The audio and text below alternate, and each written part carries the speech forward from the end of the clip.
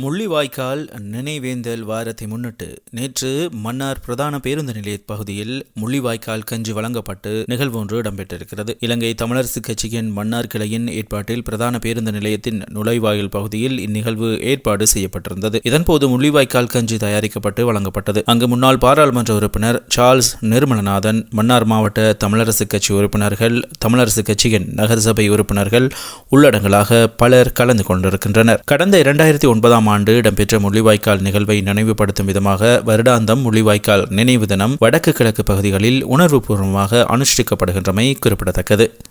முள்ளிவாய்க்கால் தமிழ் இன படுகொலையின் 17வது ஆண்டு நினைவேந்தல் இன்று முள்ளிவாய்க்கால் நினைவு முற்றத்தில் உணர்ச்சியுடன் நடைபெற்றது. முள்ளிவாய்க்கால் தமிழ் படுகொலையின் 17வது ஆண்டு பிரகடன உரை நிகழ்த்தப்பட்டதுடன் தொடர்ந்தும் உயிர் நீத்த உறவுகளுக்கு அகவணக்கமும் செலுத்தப்பட்டது. அதனைத் தொடர்ந்து சரியாக காலை 10:30 மணிக்கு பொதுச்சுடர் ஏற்றப்பட்டது. இறுதிப் போரின் போது உறவுகளை இழந்த முல்லைத்தீவு வற்றாப்பளையை சேர்ந்த பெண்ணால் பொதுச்சுடர் ஏற்றப்பட்டது.